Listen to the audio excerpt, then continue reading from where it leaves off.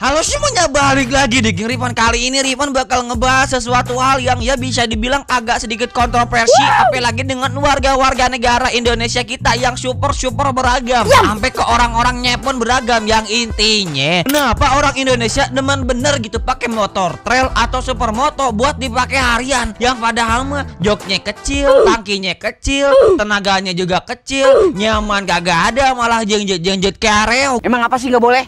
Sombong amat. Tapi kenapa orang-orang Indonesia tuh kayak lebih demen bener dengan yang ribet-ribet gitu dah. Yang intinya Riban bakal ngebahas tentang ini, sekte-sekte manusia yang malah memperumit diri mereka sendiri. Tapi sebelum itu Riban minta doanya, karena sekarang mau operasi looting karbu. Nah silakan yang mau nitip karbu apa dah, komen di kolom komentar anjay.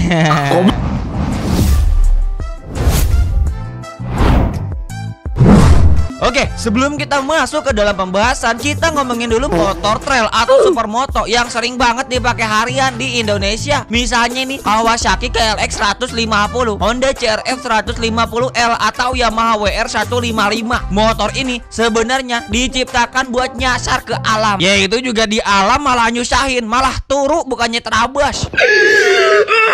Apalagi malah pada nyasar ke jalan aspal di tengah kota. Jadi bukannya kuda-kudaan di gunung, ini malah paling demen di jalanan komplek. Ya namanya juga orang Indonesia ngenormalisasi hal yang absurd kayak gini. Nah kalau misalkan yang ngomongin spesifikasi motor trail harian ini ya kan bisa dibilang performanya kurang. Apa cukup gitu ya? Kayaknya kurang deh. Apalagi kalau misalkannya udah dipakai harian, padahal mah ini motor ya, misalnya si Kawasaki KLX 150L yang mesinnya 144 cc, bukannya 150 ya. Ini 6 cc-nya dari mana dah? Ya ilah. SOHC dengan tenaga mentoknya 11 horsepower doang. Ngebut bener dah. Tapi tenaga segitu buat ngejar motor bebek baik kayaknya ngos-ngosan.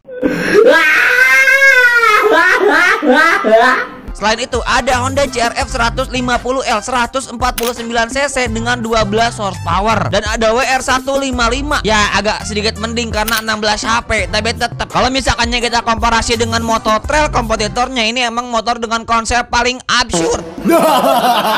Dan ya itu biasanya motor-motor yang paling umum, yang paling sering digunakan, yang emang kayaknya ogah bener dah nginjak tanah.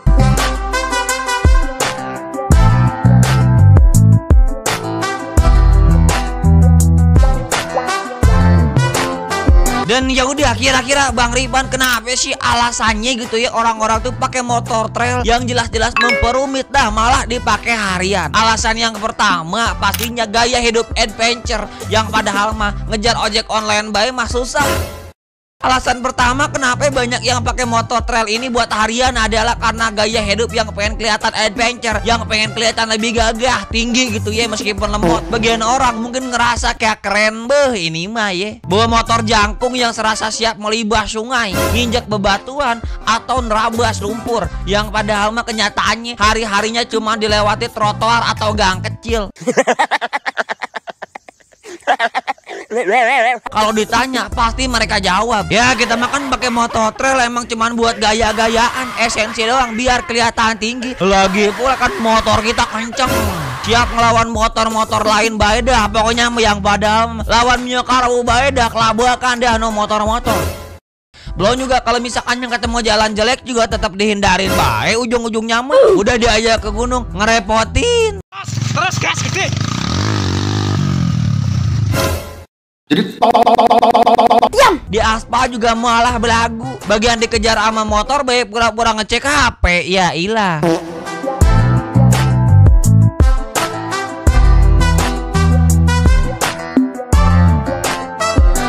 Selain emang keluar dari habitatnya, ini motor kalau misalkannya udah di jalan emang udah paling terkenal dengan kebiasaan arogannya di jalan, yang padahal mah tenaganya baik kayak motor bebek. Ih hilang dah. Lalu alasan yang kedua, bisa di segala medan, yang padahal mah jalannya gitu-gitu baik. Banyak orang yang bilang kalau misalkannya motor trail itu motor serbaguna, medan apa baik disikat dah. Tapi kita coba lihat baik kenyataannya, kebanyakan jalan yang dilewatin itu baik ya, dari rumah ke kantor atau rumah ke minimarket, ataupun ya jadi jalan serbaguna biar kagak mubazir dah tuh motor. Ya ini juga sering bikin motor metik. Ini orang mau adventure di mana sih? Maksudnya emang mau dipakai ke mall apa gimana dah no motor biar mudah naik eskavator apa gimana dah? Apalagi motor ini emang esensinya tuh ulti hunter gitu ya. cewek-cewek hunter yang padahal manik cewek-cewek Ripan kasih tahu nih motor ini nyamannya kagak ada, lemot. Belum juga kalau misalkan joknya tipis bener yang bikin pantat kalian kerasa tremor dah. Lagian lu pada pengen ngapain juga sih dibonceng sama motor ginian, ya ilah.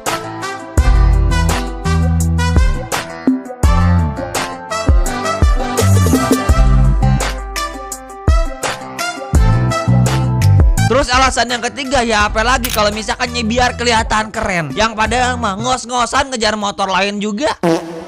Motor trail memang ada kesan gagahnya, jangkung dan siap buat nabrak batu besar. Tapi kalau misalkan di jalanan kota, tingginya motor ini malah kadang jadi masalah. Bayangin pas lagi macet pegal kaki, nahan berat motor, jangkung di tengah jalan-jalan di tengah mobil. Dan soal tenaga, motor ini tuh memang bisa kuat di jalan tanah. Tapi bohong.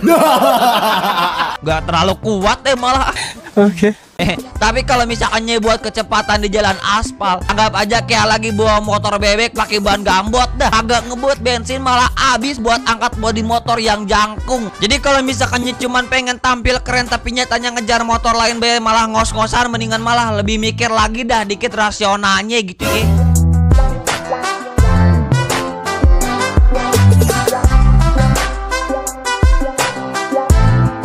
Nah terus sekarang gini dah Bang Ripan, kenapa sih orang-orang lebih milih yang rumit sedangkan yang nyaman baik sekarang udah banyak. Yang ngomongin yang keren juga sekarang mah udah banyak. Padahal ya kalau misalkan untuk harian di jalan aspal gitu ya, ada banyak banget pilihan motor yang jauh lebih nyaman, lebih praktis. Ada Yamaha NMAX yang joknya emang empuk kayak Choppa dah tuh motor moge dah pokoknya. Motor gendut. Honda Vario 160 juga oke dah buat tarian, irit. Kalau misalkan ngomongin motor manual, ada Yamaha MX King, Supra GTR yang lebih cocok banget dah, lebih rendah, lebih lincah, lebih ringan dan tetap bertenaga. Tapi mungkin alasannya kenapa motor-motor ini nggak dipilih buat tarian adalah karena gak kelihatan keren buat ke minimarket ataupun buat nongkrong. Sekarang cewek-cewek mah lebih milih motor yang aneh, absurd kayak gini yang sama abai biar kelihatan keren gitu ya. Yang padahal mengadu malah memperumit diri sendiri. Apalagi kalau misalkan ngomongin biaya perawatan yang namanya motor trail gitu ya. Biaya perawatan motor trail yang dipakai buat harian ini kadang juga bikin mikir dua kali. Apalagi belum juga kalau orang-orang kapan dah lihat supermoto yang slepor belakangnya dipasang, spion dipasang, plat nomor dipasang, kan mereka mah kagak dipasang. Nono yang paling legal street kagak dipasang. Dikira emang lagi di gunung apa gimana? Ini kan di jalanan umum gitu ya. Ya selain itu alasan yang paling utama dari semuanya yang merepresentasikan adalah gengsi tanpa menormalisasi fungsi dari kendaraan bermotor sesungguhnya. Karena kita tahu nih motor trail itu motor hobi lah, ini cuma dipakai buat harian kan emang udah kagak aneh dah, kagak rasional.